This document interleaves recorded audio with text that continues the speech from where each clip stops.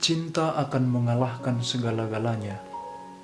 Penegasan yang tepat untuk melukiskan pemberian diri Yesus bagi keselamatan manusia. Karena cinta, ia tidak segan berbeda pendapat dengan orang Yahudi dan orang Farisi dalam menafsir isi hukum Taurat. Baginya, hukum Taurat hanya saran yang membawa orang untuk semakin dekat dengan Tuhan, bukan sebaliknya, malah menghalang-halangi orang untuk sampai kepada persatuan dengan Tuhan. Karena cinta, ia pergi kemana-mana demi menjumpai orang-orang yang sangat membutuhkan bantuan. Ia tidak tinggal diam, tetapi proaktif mencari yang membutuhkan pertolongan darinya. Dan karena cinta itu, Yesus merelakan dirinya menjadi hamba dan mengorbankan dirinya. Dalam Injil, Yesus memberi perintah untuk saling mengasihi.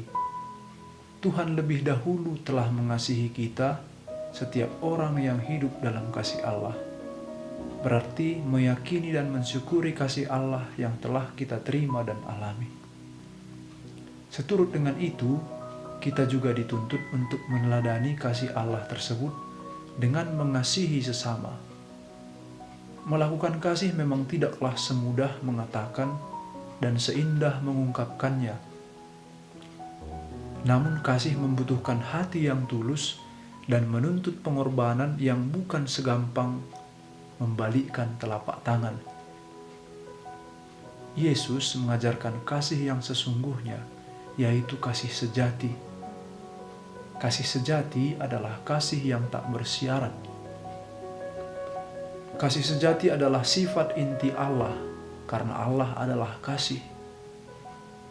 Kasih sejati bukan sekedar sebuah gerakan hati yang lahir dari perasaan, melainkan gerakan kehendak, pilihan yang sengaja dilakukan.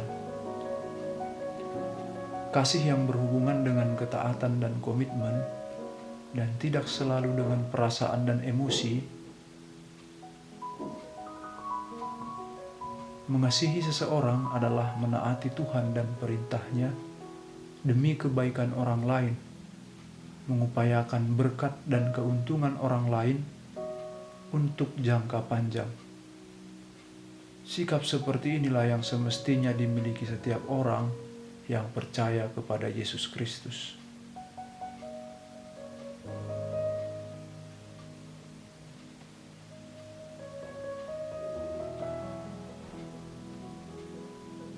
Di tengah zaman dan situasi seperti sekarang ini, kecenderungan manusia hidup egois, mementingkan diri sendiri, mau menang sendiri, dan seterusnya.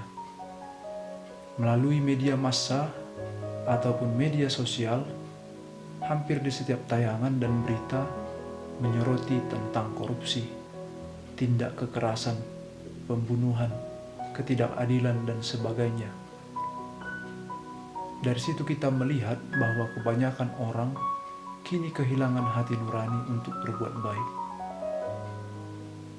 Apalagi yang disebut dengan kasih, seakan-akan merupakan suatu kebodohan dan hanya sebatas obrolan belaka. Kondisi seperti ini sudah menjadi kenyataan yang kita hadapi setiap hari.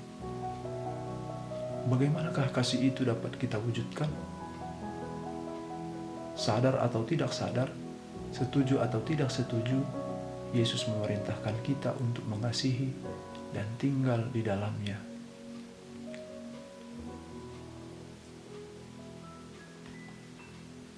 Oleh karena itu, marilah kita tetap hidup di dalam kasih Allah dan menjadi pelaku kasih untuk mengasihi Tuhan dan mengasihi sesama agar kita memperoleh berkat dan sukacita daripadanya.